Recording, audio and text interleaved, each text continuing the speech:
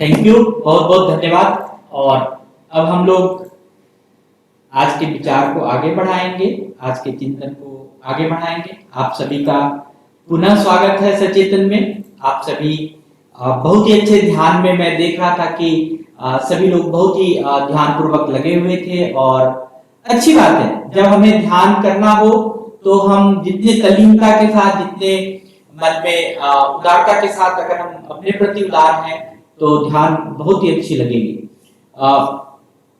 आज हम लोग थोड़े चर्चा को आगे बढ़ाएंगे। जो कठोपनिषद की चर्चा, यमराज और नचिकेता के संवाद की जो चर्चा हम लोग कई सप्ताह से करते आ रहे हैं, उस चर्चा में हम लोगों ने बहुत चीज देखा है कि हम कहां कहां ब्रह्म तत्व, कहां कहां हमारे आत्म तत्व, उसको हम देख सकते हैं, ढूंढ सकते हैं। तो पिछले सप्ताह हम लोगों ने अग्नि देवता के बारे में बातचीत किया था कि अग्नि तत्व जो है वह कितना बहुत ही प्रभावशील है हमारे जीवन में।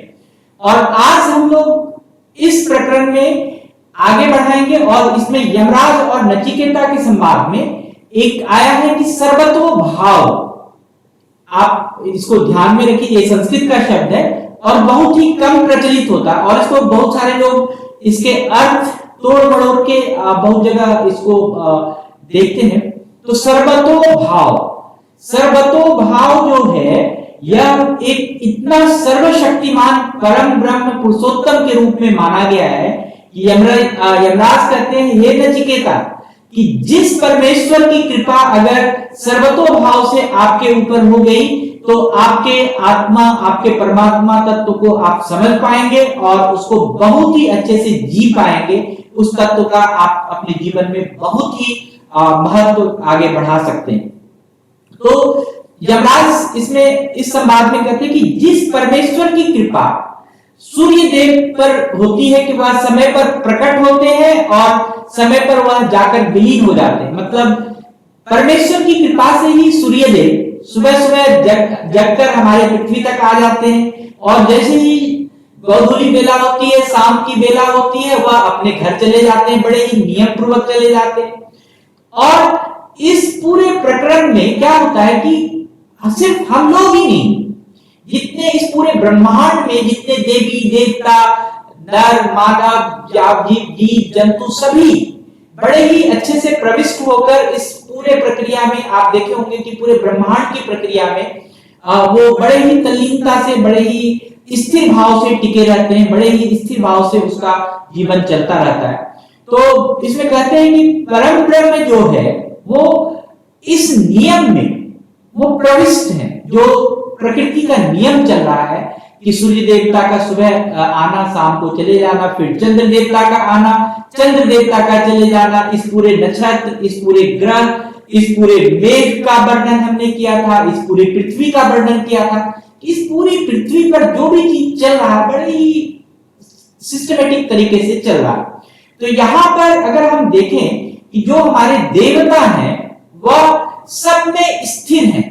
हर जितने भी प्रकृति में जो भी वस्तु आपको दिख रहा है, आसपास जो भी चीज दिख रहा है, हर चीज में देवता जो है वो स्थिर है, वो सर्वात्मक है कि सबके पास कोई ना कोई आत्मा की बात है, वह सर्व में है, सब में विराजमान है।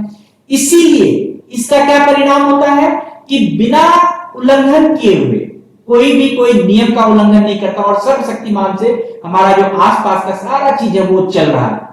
तो इस महान व्यापक परमात्मा जो है पूर्व रूप से ही प्रसिद्ध है, पहले से ही इस सूर्य में हर जगह प्रसिद्ध है, इस पूरे प्रकृति में प्रसिद्ध है। और इस प्रसिद्ध होने के ही भाव को हम कहते हैं सर्वतो भाव। हर चीज में परमात्मा का व्यवस्थापूर्ण स्थिर होना ही एक सर्वतो भाव की प्रक्रिया है। जो भाव हमारी रक्षा करता है, हमारे ज्ञान रस को बढ़ाता है, हमें आत्मसात करता है, हमें प्रज्ञावान बनाता है, हमें विद्वान बनाता है, हमें दाता बनाता है, हमारी व्यापकता को बनाता है, हमारी जो जन्म के साथ जो भी हमारा जो पालन पोषण, जो सम्यक हमारी स्तुति होनी चाहिए, वो सारा चीज पूरा। तो इसी प्रक्रिया को हम सर्वतो भाव कहते हैं कि जो ईश्वर का जो प्रेजेंस है वो हर आसपास के पूरे पर्यावरण, पूरे वायुमंडल, पूरे हर जगह पे है। और उस प्रक्रिया में क्या है, सब चीज बड़े अनुशासन पूर्वक चल रहा है, जिसको हम सर्वतोभाव कहते हैं। और व्यापक रूप का मतलब क्या है? इस व्यापक रूप का मतलब है कि अगर आप स्तुति या आत्म अध्यात्म रस, जैसे हम लोग सचेतन करते हैं, इसमें हम लोग स्पिरिचुअलिटी के बारे में बोलते हैं, अध्यात्म के बारे में बोलते हैं, हम अपने आप को जानने के बारे में बोलते हैं, हम आसपास की चीजों को जानने के बारे में बोलते हैं, हम अपने तत्वों को समझने के बारे में बोलते हैं। तो ये जो विद्या रूप है, ये जो ज्ञान रूप कोई चीज हमारे पास वेद रस या ज्ञान रस जो हमारे पास आता है, ये सिर्फ कहा गया है कि सर्वतोभाव की स्थिति में जब आप रहते हैं तभी ये रस आपको आता है। सचेतन का रस तभी आपको आता है जबकि आपका आसपास का जो वातावरण है, आपका जो भी पर्यावरण है, वह अगर सही से स्थिर रहता है, वह अगर सही से अनुशासित रहता है, तभी वो आता है। आप देखोगे किसी दिन इंटरनेट खराब हो जाता है सचेतन के समय में, तो क्या होता है, पूरा सचेतन गड़बड़ हो जाता है। अगर कोई चीज गड़बड़ हो गया तो सारा चीज गड़बड़ हो गया। लेकिन अगर हमारे आसपास का सारा तंत्र यंत्र, हमारा पर्यावरण अगर सही से चले और हमारा अनुशासन में चले, तो हमारा क्या होता है, सब चीज सही तरीके से चलता है। इसी अवस्था को हम सर्वतोभाव की अवस्था कहते हैं। और यहां पर एक चीज बहुत हमें आसानी से समझना चाहिए कि आप लोगों ने एक शब्द सुना होगा, पर्यावरण। और ये शब्द जो है, हमारे ख्याल से मैंने इसके बारे में रिसर्च किया, इस पर्यावरण शब्द के बारे में। ये बहुत पुराना शब्द नहीं है, पिछले 4 से 5 दशक में, 3 से 4 दशक या 3 से 5 दशक के बीच, मतलब पिछले 30 से 50 साल के बीच में यह शब्द प्रयुक्त हुआ। इससे पहले कोई पर्यावरण शब्द नहीं था, इसका कोई पारिभाषिक अर्थ नहीं था इस शब्द का।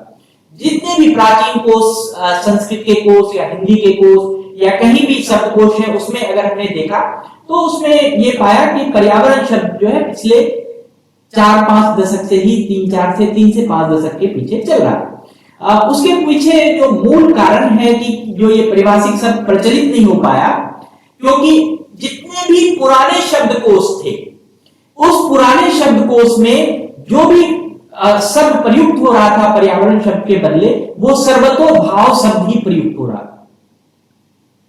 तो पर्यावरण शब्द का जो अगर स्पिरिचुअल मीनिंग है, आध्यात्मिक अर्थ है, वो सर्वतोभाव है कि हमारे आसपास का जो वातावरण, ये धूलोक है, जो अंतरिक्ष लोक है, मेघ लोक है, पृथ्वी लोक है, ये सारे जितने भी 7 लोक हैं हमारे आसपास, जो भी चीज है, वो सब अगर अनुशासन पूर्वक चले तो उसको सर्वतोभाव कहते हैं। और इसी को हम पर्यावरण कहते हैं, जिसमें परि शब्द जो है पर्यावरण का, आप अगर संधि विच्छेद करेंगे, शब्द संधि करेंगे, तो उसमें जो है जो अंग पूर्वक वर्ण शब्द है परि, जिसके ऊपर मतलब अंग पूर्वक वर्ण शब्द का मतलब है कि जिस शब्द से उस शब्द का विशेषता या उस शब्द पे ज्यादा जोर पड़ता है, तो परि शब्द है पर्यावरण।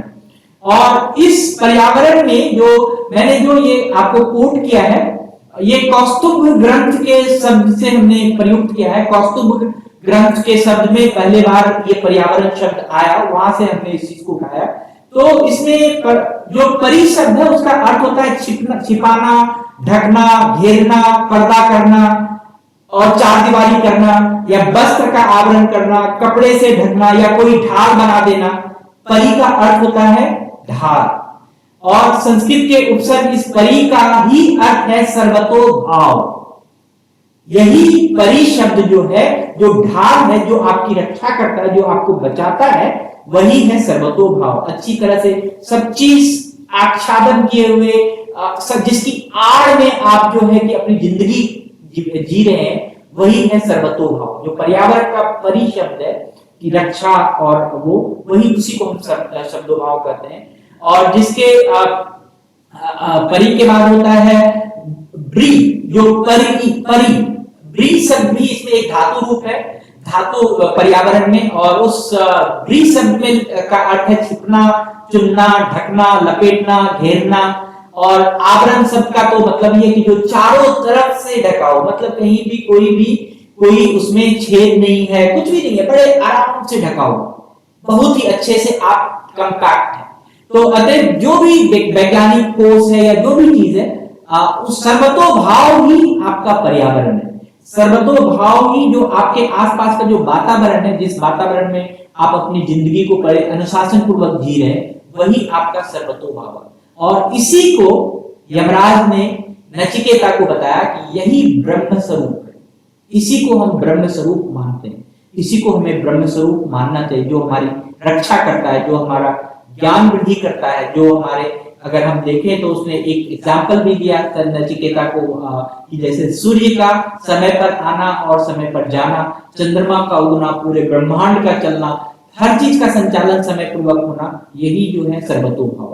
तो आप इस ब्रह्म की भी आपको उपासना करनी चाहिए, इस ब्रह्म के बारे में भी जानना चाहिए, इसे भी आपके पर्यावरण को भी, आपके आसपास के भी सर्वतो भाव को आपको जो है बड़े ही अनुशासन पूर्वक इसमें रहना चाहिए। सो आज के लिए धन्यवाद, थैंक यू। जी गुप्ता सर।